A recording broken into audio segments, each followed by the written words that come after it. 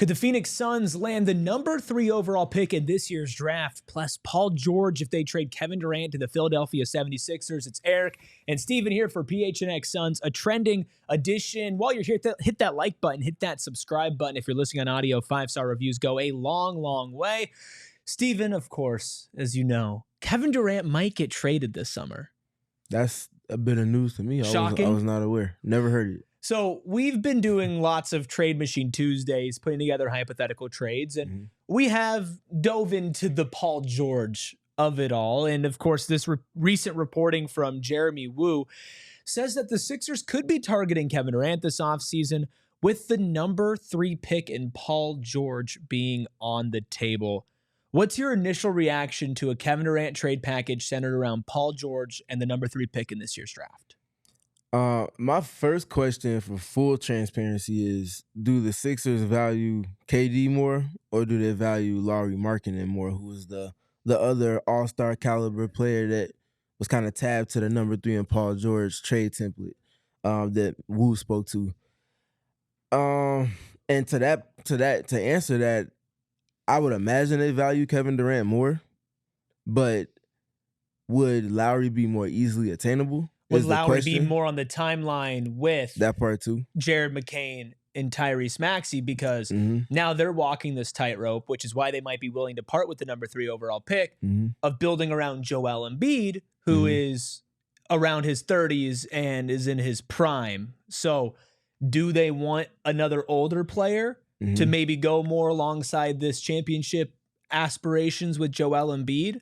Or do you want to invest in the younger forward and Lauri Markkanen for the same price to more so pair up with your Jared McCain and your Tyrese Maxeys? Exactly. And you look at, okay, if it is Joel and Tyrese that you're trying to build around, the type of usage you're getting from that player that's going to be fitting with them, that you're going to be getting back in that trade.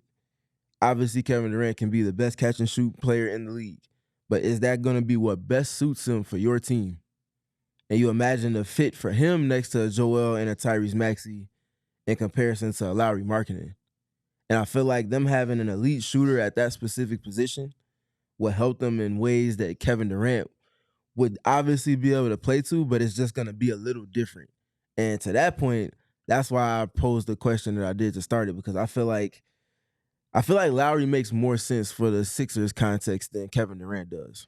But is he worth, and separating with that number 3 pick also is interesting because you're moving along with Paul George. So you're not fully committing to either timeline with this trade, considering you're trading pieces from both timelines. Kevin Durant needs the ball in his hands not to be effective, but to be at his most effective. He could play off ball, right? He can have gravity. He can catch and shoot like you mentioned. But at the end of the day, when Kevin Durant's creating shots for himself, that's when Kevin Durant's at his best. You could say the same thing about Joel Embiid. You could say the same thing about Tyrese Maxey, right? Even more so than the fit of Kevin Durant with Devin Booker, I feel like the fit with Joel Embiid and Tyrese Maxey is a little bit clunkier in theory because of the fact that, okay, Embiid needs the ball to cook in the post and to put up his numbers and to shoot as much as he needs to. Tyrese Maxey, he's a good passer, but he loves to create off the dribble. So there is some overlap there, even if it's not positionally. On the Suns side of things, though, because Lowry, I think, has less value. He's a worse player, but a better fit. So do you want to give up the same type of package for, in a vacuum, a worse player, but better fit? That's interesting from the Sixers' perspective. From the Suns' perspective, the number 3 pick in Paul George for Kevin Durant, if you're walking away as the Phoenix Suns, do you think that's the best deal that you can get? It might be. It very well could be, honestly, just because of the value of that number 3 pick. Obviously, the contract of Paul George is the contract. That's a dice roll in and of itself. But if that dice rolls to a number that's inclined for your team, you have somebody that can be a above average player at worst, and one of the better catch and shoot players, someone that can clearly play with another superstar and do so at a high level. And then the pick puts you in position to do multiple things. Obviously, you could use it. Obviously, you could literally trade it, attach it, or use it independent of any other player and see what type of contracts or what type of teams you can, like, knock on their door and just have a conversation about.